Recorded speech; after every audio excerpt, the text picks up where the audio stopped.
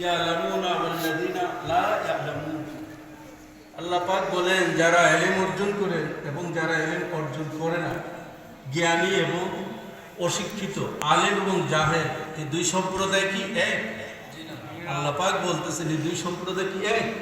প্রশ্ন, তো প্রশ্ন যেখানে থাকেন সেখানে আল্লাহ পাক প্রশ্নের জবাব দিয়ে দেবে, কিন্তু এই আয়াতে কারিমার মধ্যে আল্লাহ পাক জবাব দেন নাই, জবাবটা রেখে দিয়েছে। কেন রেখে দিয়েছে? আল্লাহ পাক জানেন যে এটা সবাই জানে যে এলেম এবং বেএলেম, আলেম এবং গায়রে আলেম এক হইতে পারে না, জ্ঞানী এবং মূর্খ এক হইতে পারে না। কিন্তু পরবর্তী জায়গায় আল্লাহ পাক ঘোষণা দিয়েছেন, হ্যাঁ এলেম এবং গায়রে এলেম যে এক হইতে পারে না এটা সত্য, এটা সবাই জানে। কিন্তু এলেমের যে মর্যাদা, এলেমের যে মর্যাদা, আল্লাহ পাক বলেন আল্লাযীনা উতুল ইলমা দারাজাত।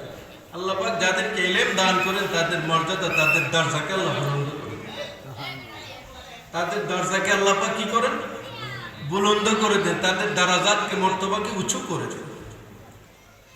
দেখেন আল্লাহ পাক ফেরেশতা মণ্ডলীদেরকে নিয়ে একটা প্রোগ্রাম করলেন, সমস্ত ফেরেশতাদেরকে ডাক দিয়ে বললেন, ইন্নী জাঈলুন ফিল আরদি খলিফা, আমি জমিনের মধ্যে আমার খলিফা প্রতিনিধি বানাতে চাই, এতে তোমাদের কি মতামত? তোমাদের মতামত পেশ করো।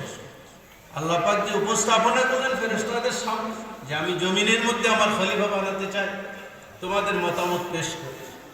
ফেরেশতাই আল্লাহ পাকের বারগাহে উপস্থিত সমস্ত ফেরেশতা যারা ছিলেন সবাই বললেন, আল্লাহ আপনি যে আদম বানাবেন, এই আদম জমিনের মধ্যে গিয়ে ফাসাদ সৃষ্টি করবেন, কারণ এই মানুষের মধ্যে, আদমের মধ্যে, ইনসানের মধ্যে আপনি যে বিষয়টা দান করবেন, যে জিনিসগুলো দান করবেন, তার মধ্যে হাসাদ থাকবে, গুসা থাকবে, তার মধ্যে হিংস থাকবে, এগুলা তার অন্তরের মধ্যে এমনভাবে কাজ করবে, তার মধ্যে খাহেসাত, তার মধ্যে নফসানিয়ত, তার মধ্যে নফসে আম্মারার প্রবণতা বাড়বে, তার মধ্যে অহংকার বাড়বে, তার মধ্যে লোভ বাড়বে, তার মধ্যে হিংসা বাড়বে।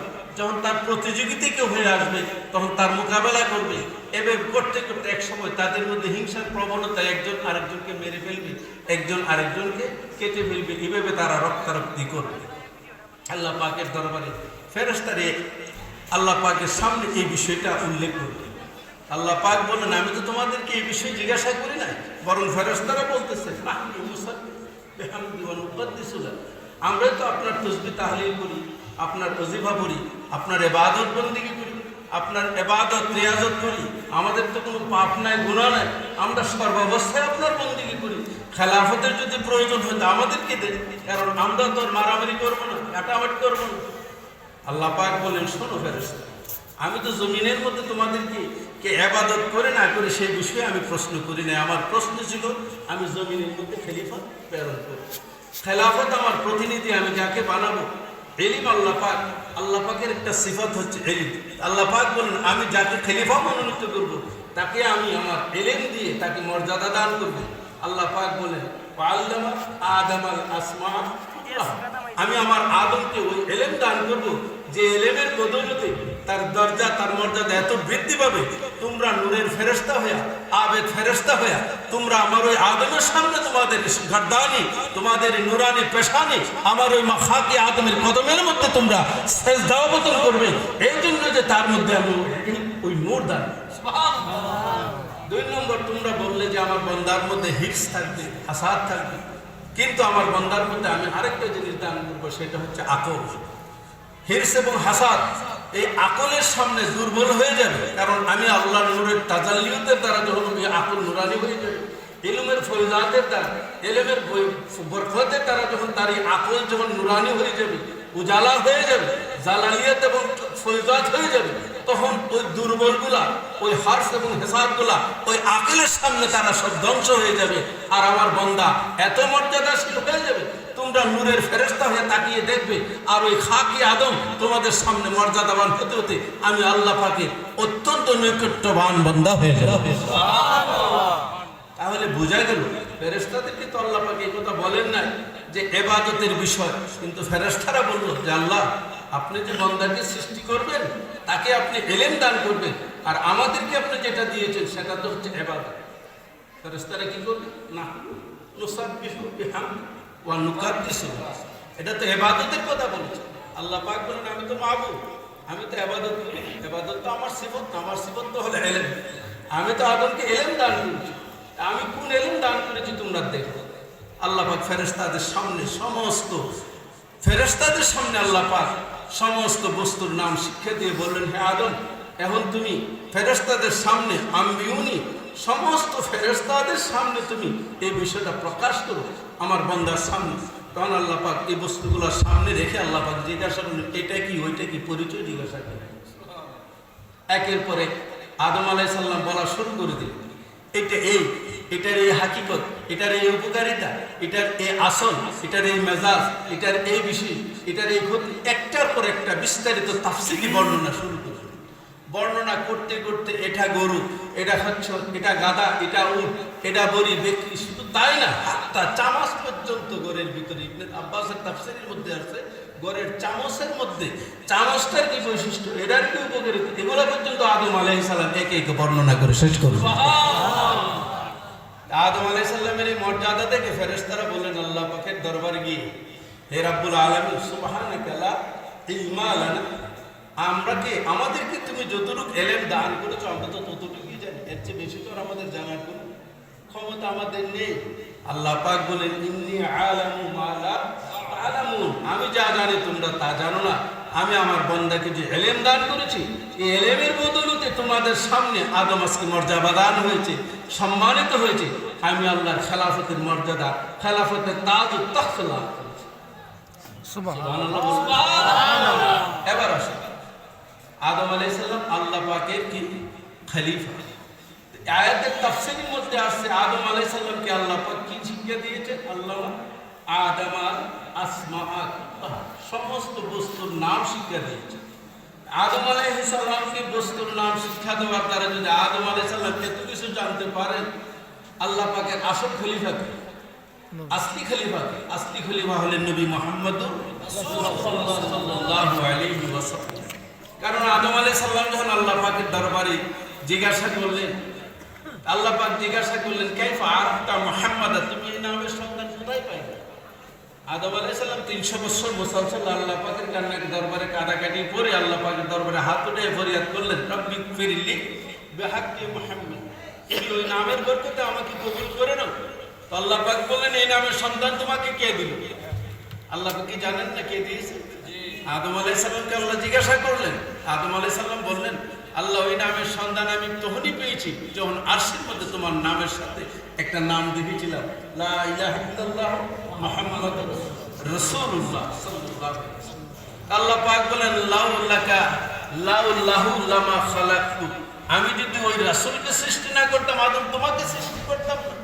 লাউলাকা লামা খালাকতুল আফলামা, লাউলাকা লামা খালাকতুল আফলাক, আমি যদি নবীজিকে সৃষ্টি না করতাম তাহলে আসমান জমির সৃষ্টি করতাম না।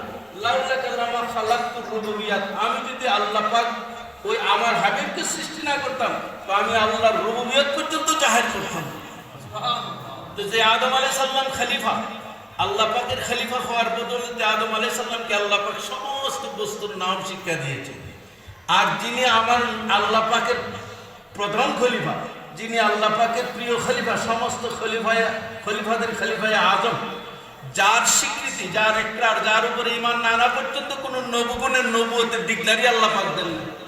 ওয়াইজ আখাযাল্লাহু মিসাকাত নবী, এই আয়াতে কারিমার তাফসীরের মধ্যে আসছে সমস্ত নবীগণ থেকে আল্লাহ পাক ওয়াদা নিয়েছে, আমার নবী দুনিয়াতে আসবে, আসার সাথে সাথে তোমরা আমার ওই নবীর উপরে কি করবে? ঈমান আনবে। শুধু ঈমান না, আমার ওই নবীর দ্বীনের উপরে তোমরা ঈমান আনবে, ওই নবীর উপরে ঈমান আনবে, ওই নবীর দ্বীন সিপাহে সালাত খাদেম হিসেবে তোমরা কবুল করবে। ফেরেশতাদের কাছে আল্লাহ পাক এই এলানটুকু হুকুমটুকু করে দিলেন।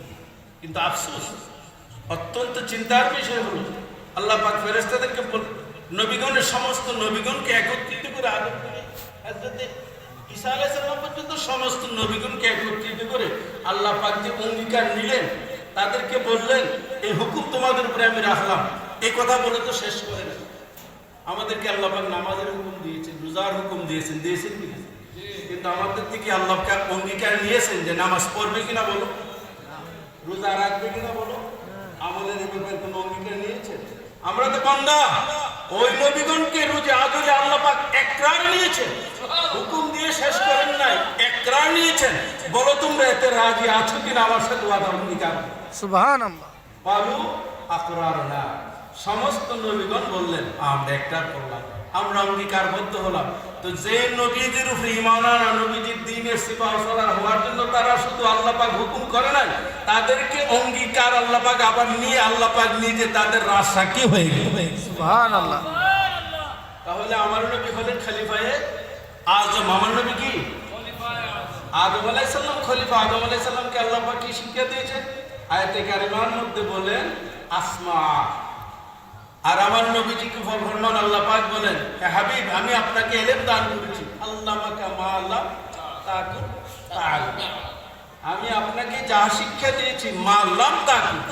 আর আদমের বেলা বলেন আমি আপনাকে আসমা শিক্ষা দিয়েছি। এখানে অনেক উলামায়ে হযরত রয়েছে। আসমা এবং মা শব্দের মধ্যে, এই আসমা এবং মা এই দুটো লফজের মধ্যে কি তফাৎ আছে এটা উলামায়ে কেরাম জানেন। আসমাটা হচ্ছে আল্লাহর জাত ও সিফাতের দিকে দালালাত করে, আসমার দ্বারা দালালাত হয় আল্লাহর জাত ও সিফাতের দ্বারা। আর মা উমুমিয়তের দিকে দালালাত করে, মার দ্বারা আল্লাহর জাত সিফাতই না, শুধু আল্লাহর সৃষ্টি সমস্ত কিছু মার মধ্যে পঞ্জীভূত হয়ে গেছে।